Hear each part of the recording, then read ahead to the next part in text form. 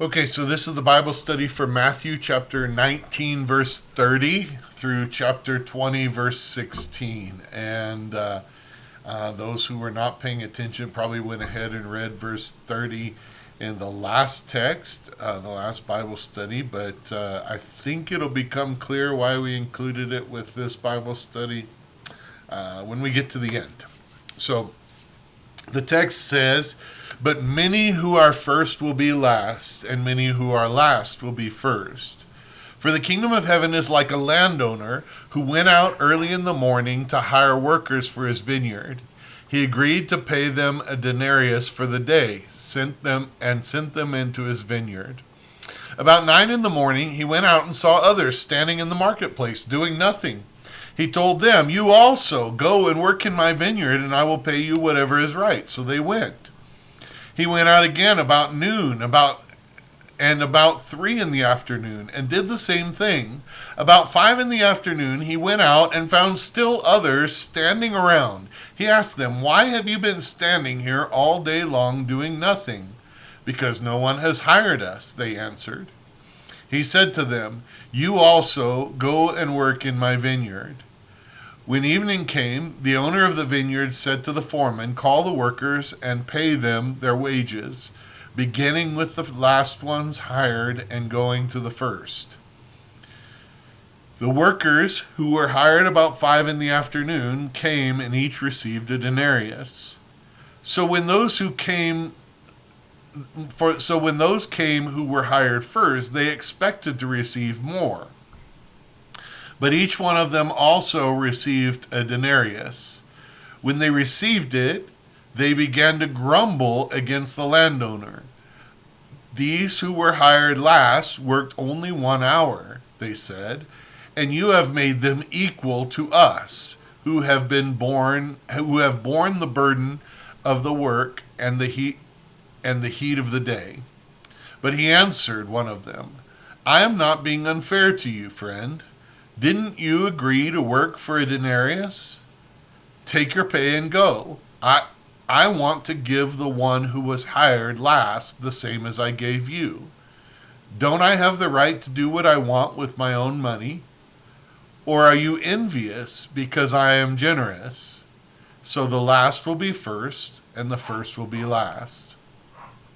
So number 1 says, what did we talk about last week in Matthew 19, 13 through 29?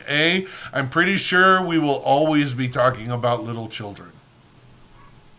So I don't know, maybe you don't feel that way, but I kind of felt that way with kind of the theme that's been going on and the things Jesus has been talking about. It keeps coming back up. B, the man who asks what good thing he must do to get eternal life.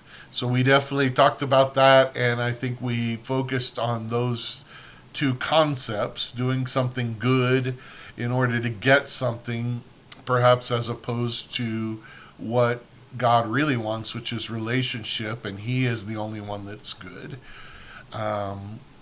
C, Jesus tried to direct the man and us away from doing something to get something and toward a life lived in love for God and others. That's ultimately the goal. That's ultimately the greatest commandment.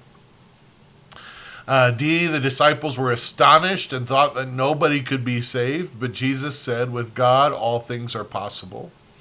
That's also true. And then E, the disciples ask, what about us? We've left everything to follow you. Are we going to get our reward too? So I really do think that question is what launched Jesus into the next parable, because they are very concerned about whether they're going to be rewarded for what they have done. And this goes back to the thing that launched the discussion of the little ones that Jesus reached out, called to himself and reached out and kind of brought in to begin with, was they were talking about who's the greatest in the kingdom. And so now they're talking about, what about us? Are we going to be rewarded because we've left everything? So this guy doesn't want to leave everything. He doesn't want to sell his belongings and give to the poor, but we've left everything, Jesus. Are we going to get rewarded? Number 2 says, what did Jesus say at the beginning of this text in 1930? Wait, why didn't we talk about this last week?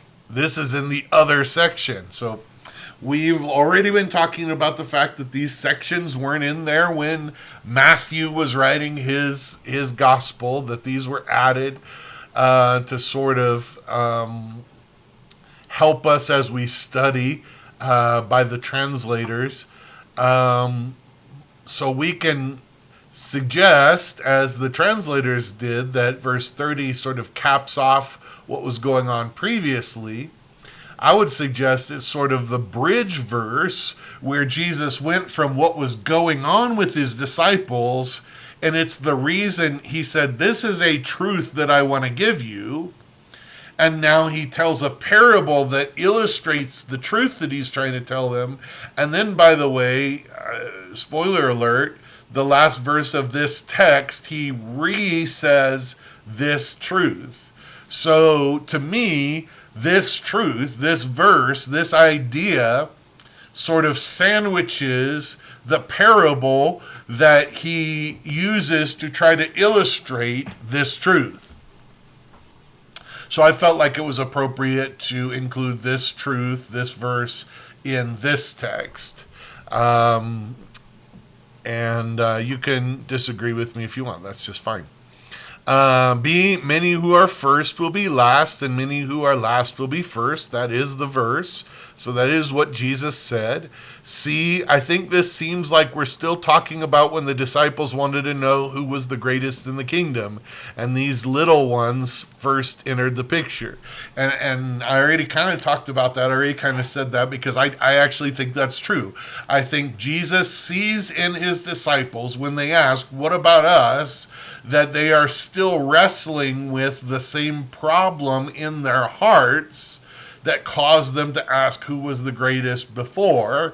So he's going to sort of reinforce what he's already told them by telling them a parable that probably will sort of light their hearts on fire, and maybe not in a good way. I mean, they're going to hear this, and they're going to be the first hired workers in the vineyard. So spoiler alert, if we're interpreting this passage, the disciples who want to make sure that they get what they deserve for leaving everything are the first hired workers. Jesus is telling them about themselves, and he's telling them about their tendency, how they tend to respond to others who might be invited in. And it's not a good story about them.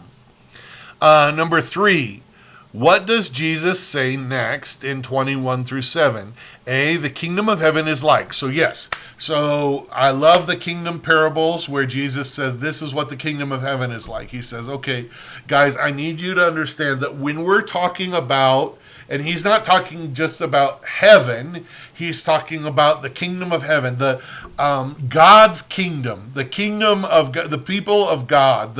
This is what it's going to be like. Those that are followers of God, who become a part of sort of his people, his kingdom. This is how things are going to be governed. This is what God's like. And God, as governor of his kingdom, is going to treat people in this way. If you don't like this, you're not going to like being a part of the kingdom of heaven. So probably listen to how the kingdom of heaven is right now, so that you can know how, understand going in what you're accepting, what you're getting into.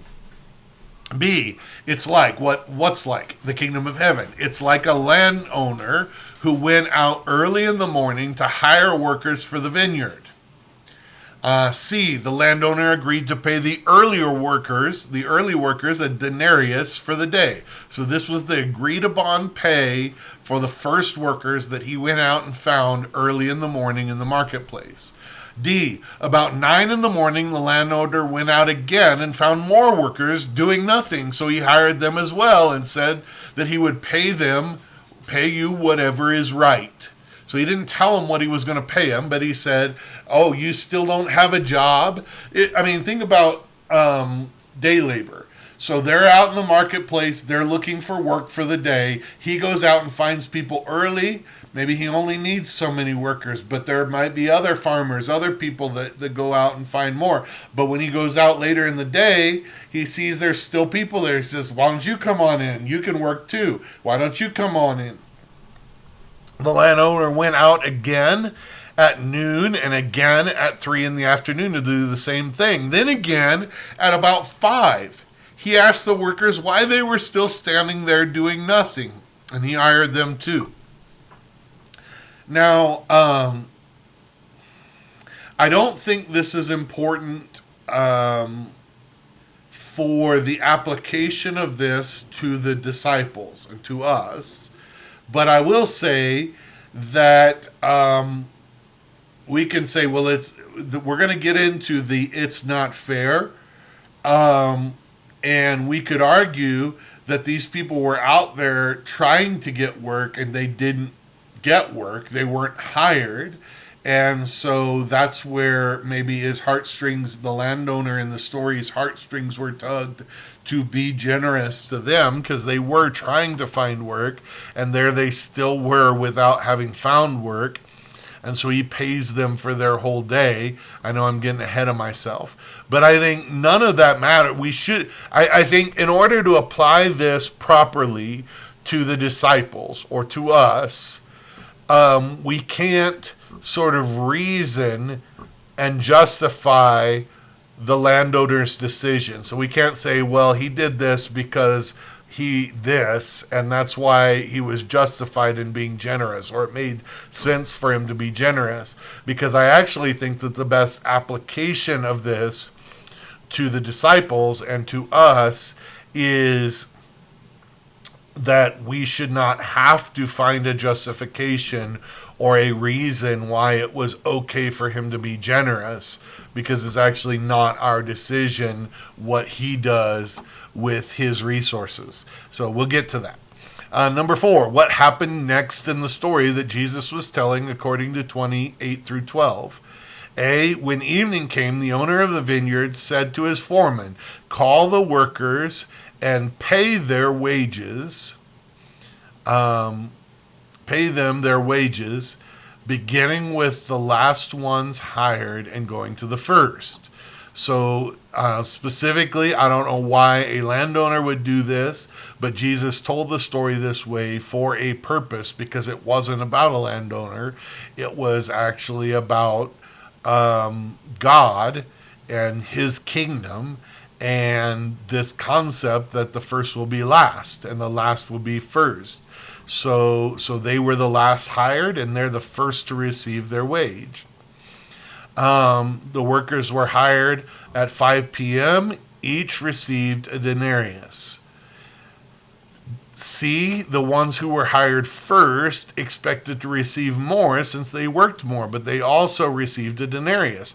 So he brought in the last hired, gave them the denarius, which is what the first workers had agreed to work for. So there had been nothing more promised, but they began to expect more and think that they should get more because they worked more. And if the landowner gave them a denarius, maybe he's given me 5 denarius. Yeah, I only agreed to work for 1, but maybe he'll give me 5 because he gave them 1, and that makes sense.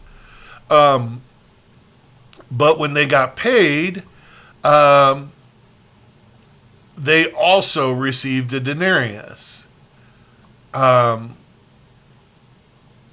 When they received it, they grumbled that those who were hired last only worked an hour, but were paid the same as they were, even though they bore the burden of the work in the heat of the day, and the heat of the day.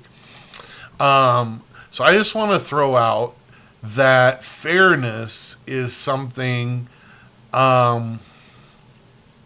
It's funny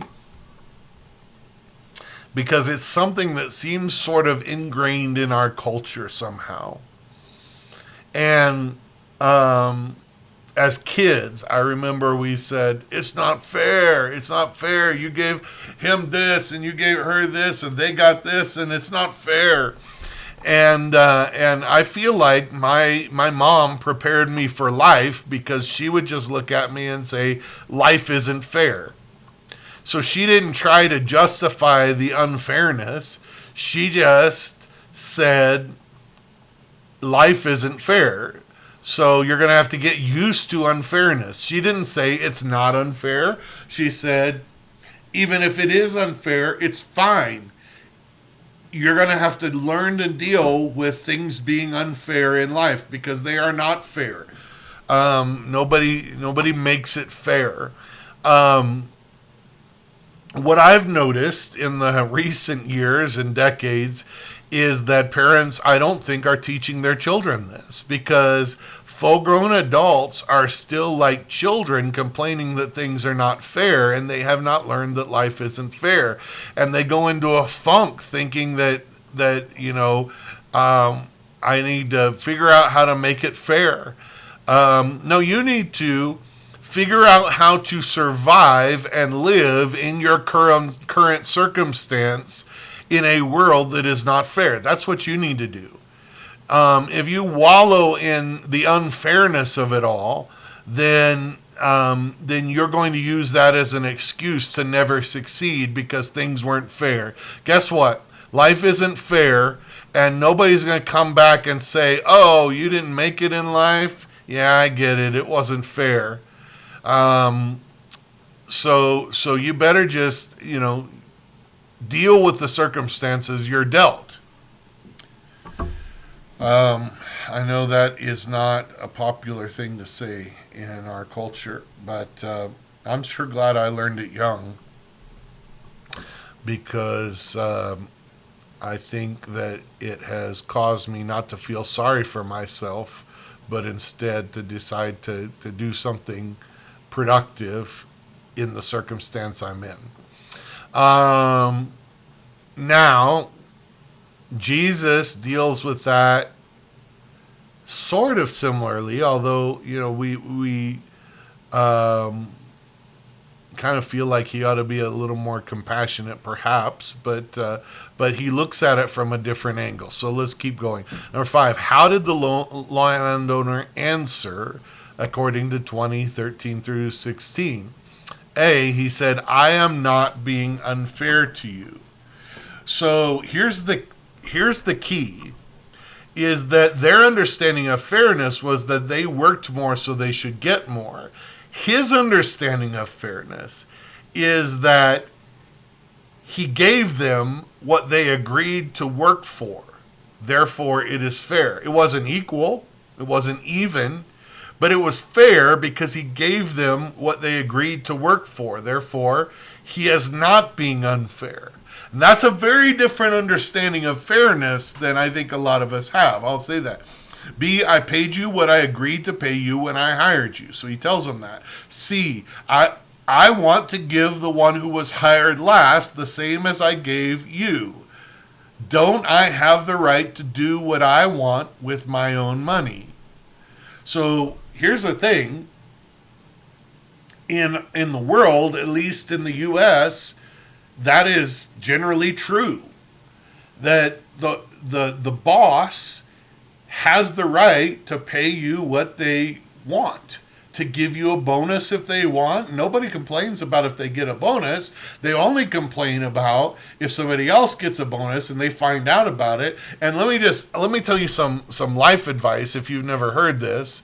Almost every place I have ever worked has had, if they have a handbook, they have a rule that says you do not talk about compensation with your coworkers. You don't talk about what you're paid. And the reason is because you have agreed to work for what your boss has agreed to pay you. And what somebody else gets paid actually is none of your business. And if we find out what somebody else is getting paid, then we might get disgruntled. And generally it's an unhealthy work environment for everybody to know what everybody else is getting paid, because it feels somebody's going to think it's unfair, period. So this is a written rule in most employee handbooks, but I would just say it is historically an unwritten cultural rule, and it's for this reason, because we really shouldn't be worried about what everybody. Did you agree to work for the pay that your boss agreed to pay you? Yes. That's all you need to know. You don't need to know what the guy next to you is getting paid, or the lady next to you. Because if the owner wants to be generous to somebody, that's got nothing to do with you. So then that's D. Are you envious because I am generous? So the answer is clearly that yes, he has the right to do what he wants with his own money. And yes, clearly, the reason they are upset is not because he doesn't have the right to, it's because they want him to be as generous to them as he was to somebody else. And so,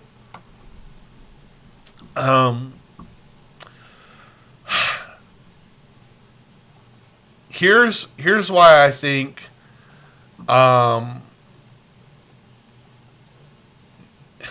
this is so important.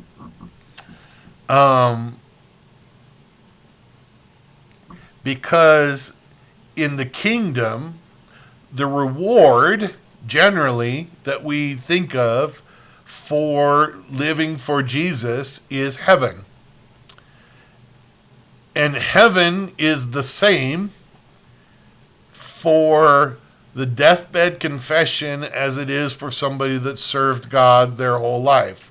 There's not better neighborhoods in heaven for the people that have served God since childhood, and those last minute conversions are in the slums of heaven. That's not the way it works. There's just heaven, just eternity with Jesus, just eternity in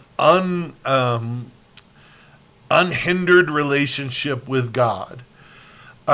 So the danger is if we get envious of people that have a deathbed confession and end up in heaven, and get the same wage as we got for our whole life living for him, then, man, I don't think that's the heart that God wants in heaven, honestly. And so I think that's the challenge, is that the disciples are still worried about, who gets what and who gets first and whatever.